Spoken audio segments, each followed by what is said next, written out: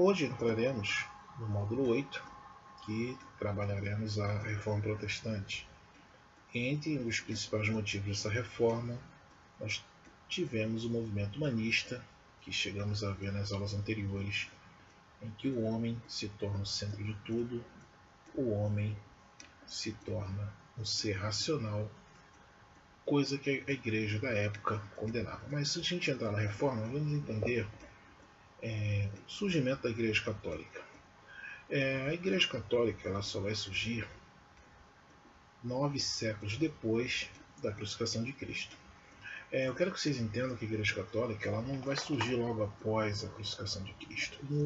Entre o ano 30, você teve a primeira igreja, que do grego traduzindo o livro para o português eram aqueles que foram chamados ou escolhidos, e aqueles apóstolos que ainda estavam vivos, ou os seus discípulos, que no caso são os seus alunos, eles começaram o que nós chamamos hoje de cristianismo.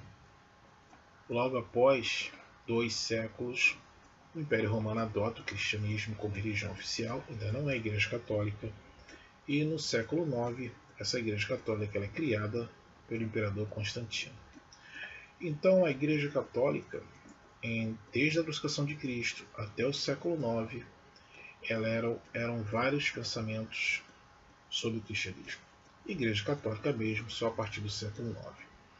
No século X, essa mesma Igreja Católica, em que o símbolo é uma cruz que representa a união, ela vai sofrer uma divisão que nós chamamos de cisma do Oriente.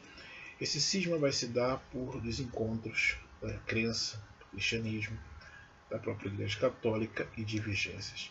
Então, quando essa igreja ela sofre esse cisma, você cria a Igreja Ortodoxa, que ela existe até hoje, diferente da Igreja Católica, seu chefe é um patriarca. Então, essa igreja, que começa lá no ano 30 depois da morte de Cristo, surge como religião cristã no Império Romano. No século IX se cria a Igreja Católica. No século X você tem a primeira divisão da igreja. Então essa igreja ela é católica e ortodoxa. Quando chega no século XVI, essa igreja ela vai sofrer uma outra divisão. É aí que nós entramos no conteúdo da Reforma Protestante. Mas quais foram os motivos que levaram a essa nova divisão? O humanismo, é claro, é um dos principais motivos, mas atrelado a isso, você teve outras ações que durante a Idade Média a Igreja Católica ela praticou, que de certa forma foi criando desavenças somente no pensamento humano.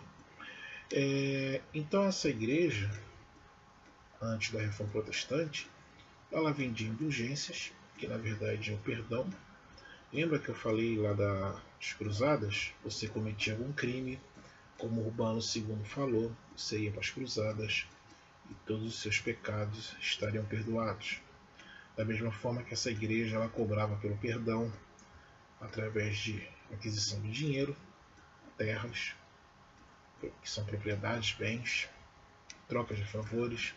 Era comum na Idade Média você ter padres que nunca estudaram nada sobre o cristianismo, padres analfabetos, porque é mesmo, se você for pegar a sociedade medieval, o clero está no meio da pirâmide. Então muitas das pessoas lá atrás se ordenavam padre e nunca tinham estudado nada, e pior, não sabiam nem ler. Então, essa venda de cargos na igreja, isso também tinha muito, entendeu?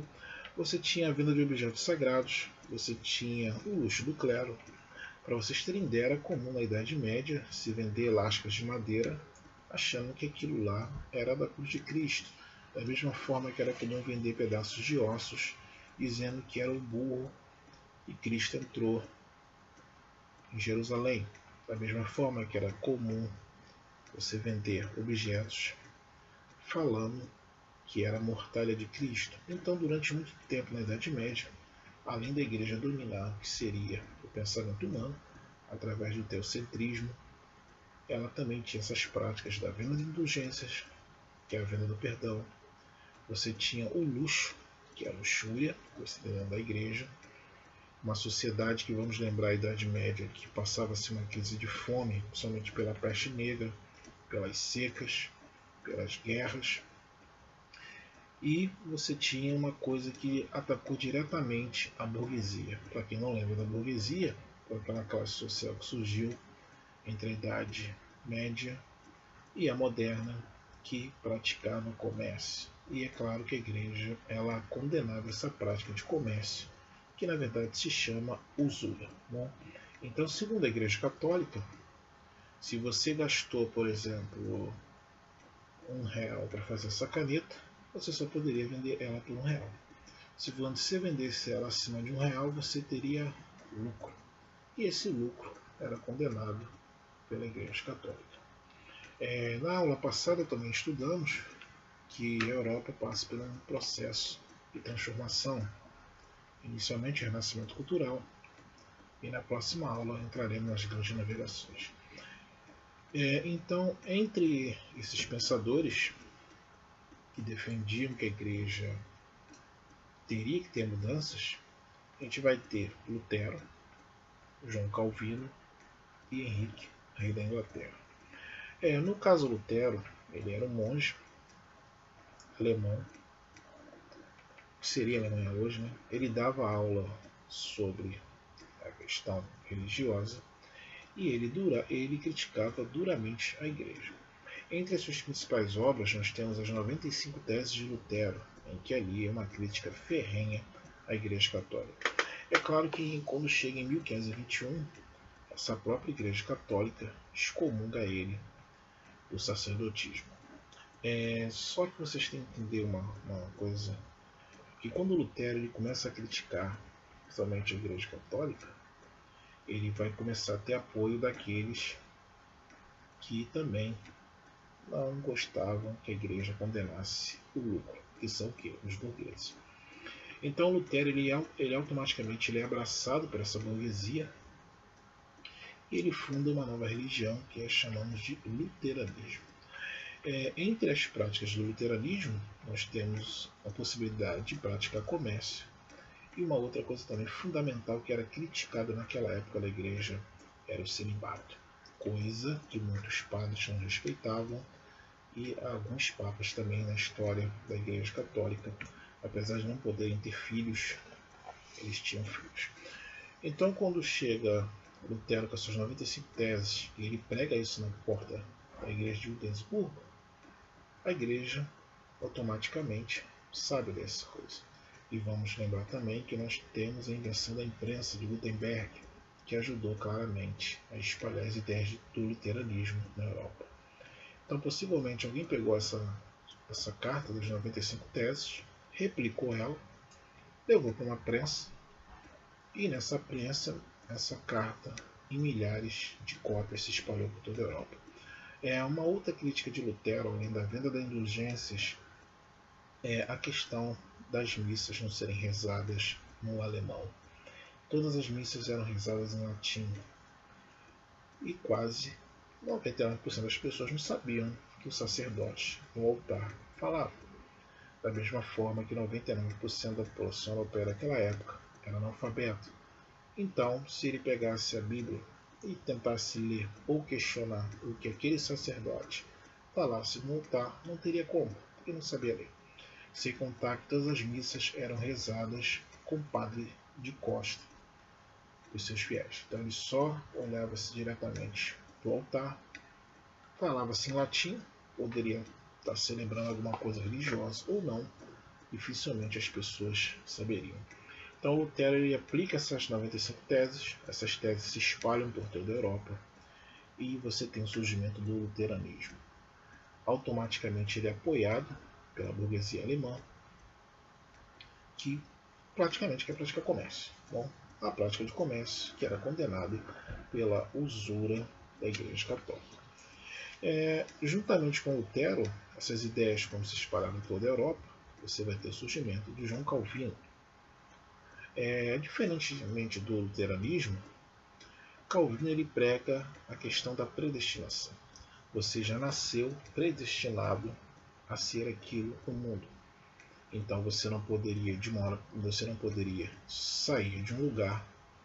Por exemplo, se você fosse camponês, você foi predestinado a ser camponês e jamais você se tornaria um nobre, um clérigo, um cavaleiro.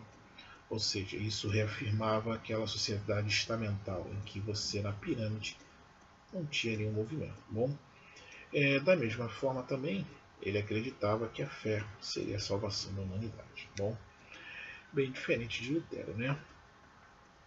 Então você tem Calvino, que basicamente apoia o luteranismo, também pelos interesses da burguesia, do lucro. Você tem a tese do calvinismo, que é a predestinação, em que sua fé seria a sua salvadora. Bom, e você também tem a questão fundamental que amarra pela questão do comércio. Segundo Calvino, aquela pessoa que era bem sucedida e tinha bens, isso era uma coisa divina. Ou seja, então se você era calvinista, você era predestinado, você tinha riqueza, você tinha bens, isso era um sinal que você era uma pessoa de grandeza e grande fé na sociedade calvinista. Bom, resumindo, isso é a consolidação do capitalismo. Tá? Esse capitalismo, e futuramente você vai ter as grandes navegações. E um país que está no meio desse calvinismo é a Holanda, que a gente vai ver mais à frente, somente quando chegar na colonização do Brasil, a participação holandesa, e os holandeses, desde as grandes navegações, que eles visavam basicamente era o lucro, já que segundo a predestinação de Calvino, quem tivesse lucro, fosse bem sucedido, seria um sinal de fé e prosperidade. Então você tem Lutero, você tem Calvino, e o terceiro grande impulsor dessa reforma protestante foi o rei Henrique da Inglaterra.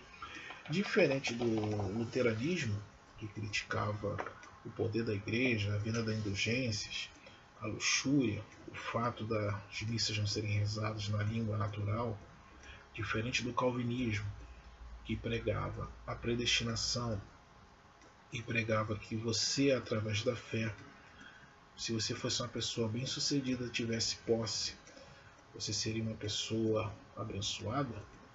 O rei da Inglaterra ele criou um conflito com a igreja católica porque ele queria casar novamente. Para quem não sabe, até hoje, a igreja católica ela não tem o divórcio. Bom, você tem, é claro, o divórcio no civil, mas no religioso isso não existe. Tanto que se você casa uma vez na igreja católica, você pode se separar, mas só que você não mais consegue casar dentro dessa igreja católica. Bom, então, quando chega em 1527, o Papa Clemente ele não aceita o pedido de divórcio do Henrique VIII. Então, o questionamento que Henrique tinha era o fato dele querer ter um filho homem. E como sua esposa não lhe dava filho homem, a única solução que ele encontrou, por ser um católico fervoroso, era o divórcio, se casar com outra e possivelmente ter um filho homem. É claro que Clemente não aceita, Clemente VII, Papa, então ele resolve romper com a Igreja Católica e cria o que nós chamamos hoje da Igreja Anglicana, o Anglicanismo. Só que por trás dessa questão matrimonial, também tem a questão financeira. Tá? Grande parte das terras daquele período da Inglaterra também pertencia à Igreja Católica. Então, quando Henrique ele cria o Anglicanismo, com essa questão do matrimonial, ele se torna chefe dessa igreja.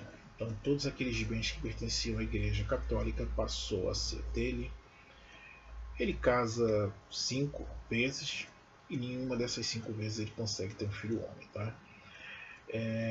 É claro que uma outra questão interessante que você vai ter na reforma é que essas religiões não deixam de adorar imagens, tá bom? Então você vai ter uma razão religiosa, você vai ter uma razão burguesa e você também vai ter uma razão de forma do casamento, né? Entre os pontos principais dessas religiões protestantes, que aqui no Brasil nós conhecemos como igrejas evangélicas, tá bom, gente? A diferença delas, entre as diferenças dela que você tem da igreja católica, como todo ano eu explico para os alunos, é que você tem liberdade de abrir uma igreja, pode ser dentro da sua casa, pode ser em qualquer lugar. A igreja católica não. A igreja católica, por mais que você construa um prédio, ali só vai ter um sacerdote católico, e isso se a igreja dispor de um. Bom, diferente das igrejas protestantes, que sofreram várias transformações, vários desenrolares, você tem essa liberdade. Então, entre as principais mudanças, você tem a valorização do fiel, você tem o não celibato, eles podem casar, coisa que até hoje a Igreja Católica não permite, e é uma grande discussão que você tem dentro da própria instituição. Então, você tem cultos realizados de frente, diferente do padre que lá atrás rezava a missa de costa para todos. É claro que hoje isso não é mais feito, tá? É claro que a igreja, desde aquele período até os dias de hoje, ela vai sofrendo mudanças. Você tem a questão das missas serem rezadas na língua nacional, da mesma forma que a Bíblia, que é o livro sagrado, ser escrito em línguas nacionais, tá bom? E outra coisa também fundamental, não adoram imagens. Se vocês entrarem numa igreja católica, vocês vão perceber que no altar, a cruz, você tem Cristo crucificado. Se vocês entrarem numa igreja protestante de cunho evangélico, você não tem essa imagem crucificada na cruz. O que vai ocorrer depois dessa reforma protestante vai ser uma coisa que nós chamamos de contra-reforma. É claro que a Igreja Católica ela não vai deixar que essas mudanças ocorram sem ela reagir, né? Entre as ações que nós veremos na próxima aula, você tem a criação da Companhia de Jesus, que são os jesuítas. Você tem a Santa Inquisição, que vai ser um período em que a Igreja ela vai combater duramente todos esses reformistas. E esse Tribunal da Inquisição vai ser, como nós chamamos hoje, entre a principal pena é você ser queimado vivo se você não reconhecer seus pecados. E quem passou por esse tribunal, ou seria o início desse Tribunal da Inquisição, foi a jovem Joana d'Arc na Guerra dos 100 Anos, já que ela foi queimada por bruxaria. Bom, só o fato dela ser mulher e falar que tinha a visão da Maria foi o suficiente para ela ser queimada na fogueira. Então você vai ter o luteranismo, você vai ter o anglicanismo e você vai ter o calvinismo. É claro que a gente irá ver isso mais à frente, quando os europeus chegam na Europa, quando eles chegam na América, essas três religiões somadas ao catolicismo também vão desembarcar aqui. Então, quando a Inglaterra chega, o que seria hoje os Estados Unidos, você vai ter a igreja anglicana, quando os portugueses chegarem aqui no Brasil, e a Espanha no decorrer do continente, você também vai ter a igreja católica. Então, na Europa você tem o anglicanismo, o calvinismo, o luteranismo e o catolicismo. Lembrando que essa mesma igreja, na outra parte da Europa, você vai ter a igreja ortodoxa, que existe até hoje. Então, entre essas teses de Lutero, uma que é de tal importância, se você for pegar as 95 teses e estudá-las de cima a baixo, cada uma dessas teses passa uma reflexão sobre o que era a igreja daquele período. Da mesma forma que eu falei para vocês no Renascimento Cultural, no livro da Divina Comédia, onde Dante Alighieri faz uma crítica ferrenha à Igreja Católica, principalmente sobre a questão do purgatório. Bom, antes de terminar, eu peguei uma das teses aqui que é de mais interessante. Vamos prestar atenção no que ela fala? Eles pregam que a alma sai do purgatório conforme bate o tilintar das moedas. Então, cada vez que você jogava uma moeda e o barulho da moeda ia caindo dentro da instituição, você comprava a sua indulgência e você era perdoado de todos os pecados. Até a próxima aula.